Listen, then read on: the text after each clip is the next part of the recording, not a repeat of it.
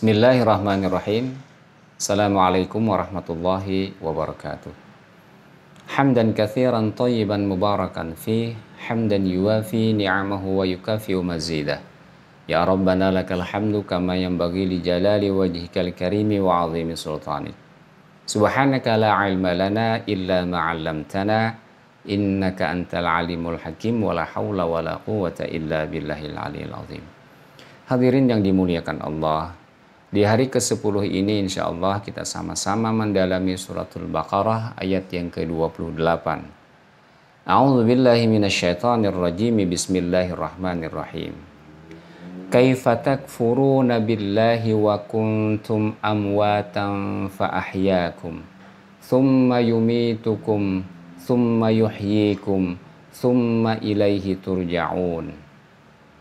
Bagaimana kalian ingkar kepada Allah padahal kalian tadinya mati, kemudian Allah menghidupkan kalian, kemudian Allah kembali mematikan kalian, kemudian menghidupkan kalian kembali, dan kepadanya lah kalian akan dikembalikan. Hadirin rahimakumullah, jika kita perhatikan ayat ini diawali dengan lafaz kaifa, yakni istifham atau kalimat bertanya, namun maksudnya bukan untuk mendapat jawaban, tetapi lebih kepada ta'ajub atau keheranan.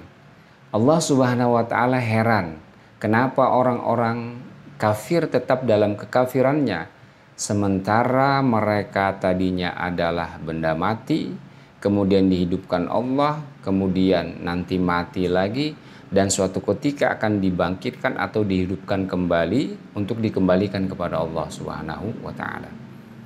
Sehingga Imam Ali As-Sabuni menyatakan kaifa takfuruna billahi, bagaimana kalian kafir kepada Allah, istifhamu litaubihi wal inkar.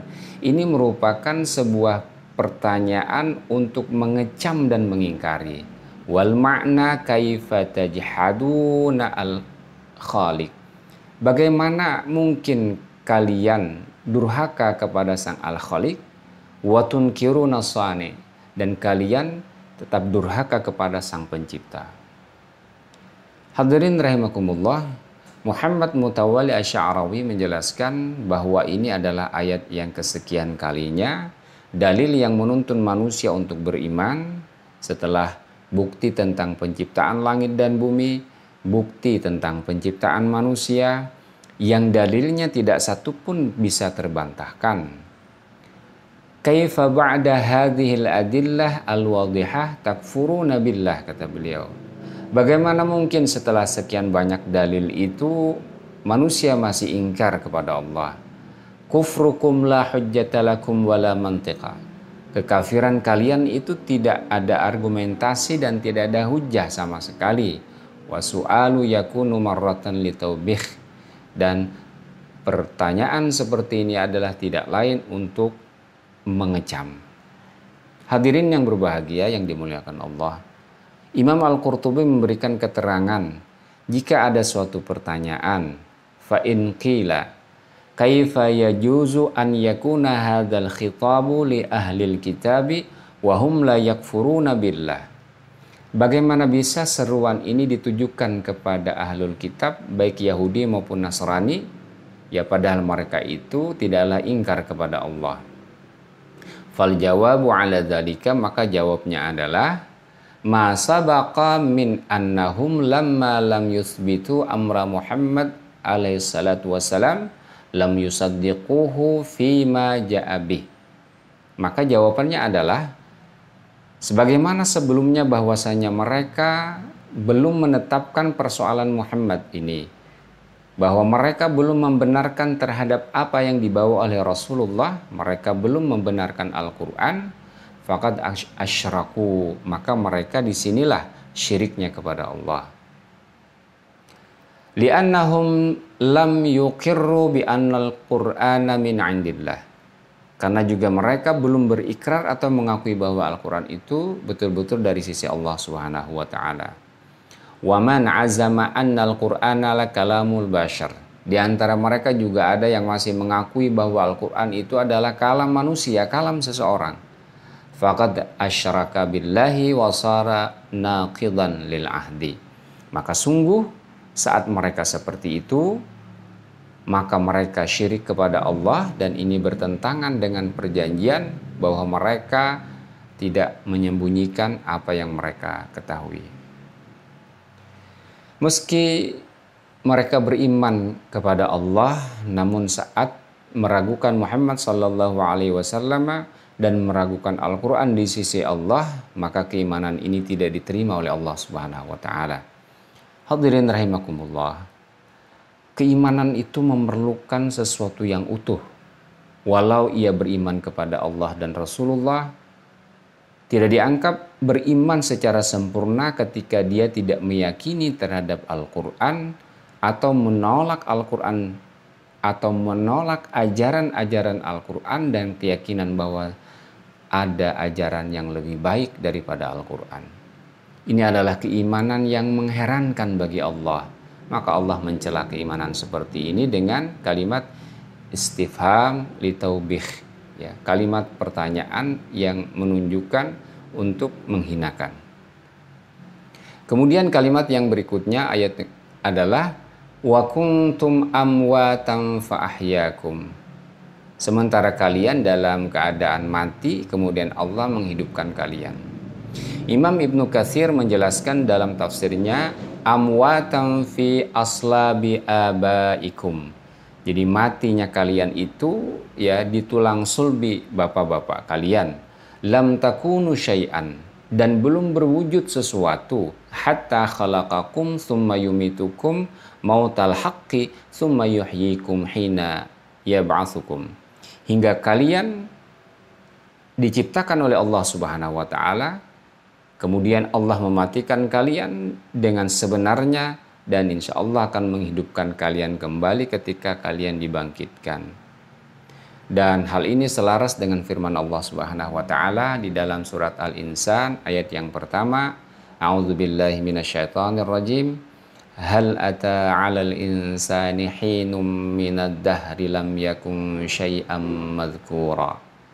Bukankah telah datang kepada manusia itu suatu waktu dari masa, sedang ia ketika itu belum merupakan sesuatu yang disebut. Hadirin yang dirahmati Allah. Ibnu Abbas dan Ibnu Mas'ud ditanya, wa kam min mautin wa hayatin lil insan. Jadi berapa kali manusia itu mati dan berapa kali manusia itu hidup? Imam Al-Qurtubi menjelaskan dalam tafsirnya, ai kuntum amwatam ma'dumina qabla an tukhlaqu fa ahyakum. Kalian itu mati pada awalnya tidak ada sebelum kalian diciptakan, maka Allah menghidupkan kalian, menciptakan kalian. Ai khalaqakum. Tsumma yumitukum inda inqidha'i ajalikum. Kemudian mematikan kalian ketika memang ajal itu sudah sampai. Tsumma yuhyikum yaumal qiyamah. Kemudian menghidupkan kalian kembali pada hari kiamat. Jadi manusia mengalami 4 fase. 2 kali fase kematian dan 2 kali fase kehidupan. Hadirin yang dirahmati Allah Subhanahu wa taala. Terkait dengan fase hidup ini, para ulama memang ada yang memiliki pendapat lain. Di antaranya adalah di dalam tafsir Al-Qurtubi dijelaskan, wa qila kuntum amwatan ay nutfan fi aslabir rijali wa arhamin nisa. Yang pertama, kalian itu dikatakan mati artinya dalam bentuk nutfah, dalam bentuk benih, ovum atau sperma yang ada pada tulang sulbi laki-laki atau tubulus seminiferus, ya, dan pada rahim, tepatnya pada ovarium wanita. Summa naqalakum minal arhami fa ahyakum. Kemudian Allah memindahkan benih itu ke dalam rahim, fa ahyakum, dan kemudian Allah menghidupkan kalian. Summa yumitukum ba'da hadhil hayah. Kemudian Allah mematikan setelah fase kehidupan yang kita alami seperti sekarang ini. Summa yuhyikum fil qabri lil mas'alati. Kemudian Allah menghidupkan kalian kembali di dalam kubur untuk diminta pertanyaan-pertanyaan untuk menjawab beberapa soal. Tsumma yumitukum fil qabr. Pendapat ini mengatakan kemudian kalian dimatikan lagi di dalam kubur itu. Tsumma yuhyikum hayatan nashri ilal hasyr. Wahyal hayatul lati laisa ba'daha mautun. Kemudian dihidupkan kembali untuk menunggu kiamat, setelah itu secara serentak hari kiamat. Kalian dihidupkan kembali untuk dikumpulkan di padang mahsyar, dan ini adalah kehidupan yang tidak ada kematiannya lagi.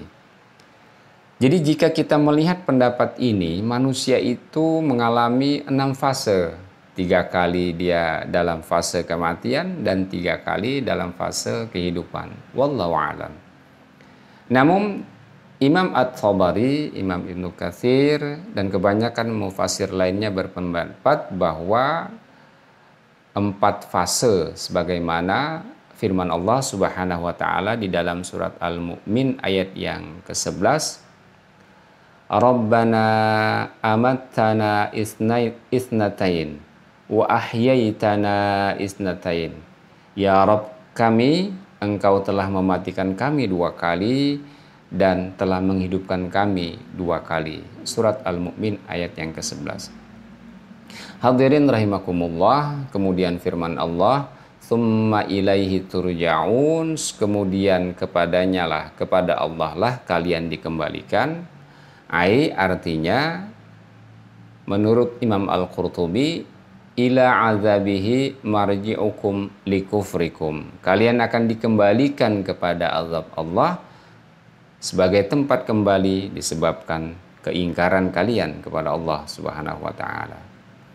Hadirin yang dimuliakan Allah, semua yang kita lakukan di dunia ini akan diminta akuntabilitas di hadapan Allah Subhanahu wa taala, akan diminta tanggung jawab di akhirat kelak. Maka siapapun yang mengaku benar-benar beriman kepada Allah, beriman kepada Rasulullah, beriman kepada Al-Quran dan ragam perkara keimanan yang dituntut lainnya, maka dia harus rela tunduk, rela untuk diterapkan Al-Quran, aturan-aturan Al-Quran dalam dirinya, keluarganya, masyarakat, dan seluruh kehidupan, agar keimanannya tidak seperti keimanan orang-orang kafir tadi yang membingungkan Allah Subhanahu wa ta'ala. Demikian, Assalamualaikum warahmatullahi wabarakatuh.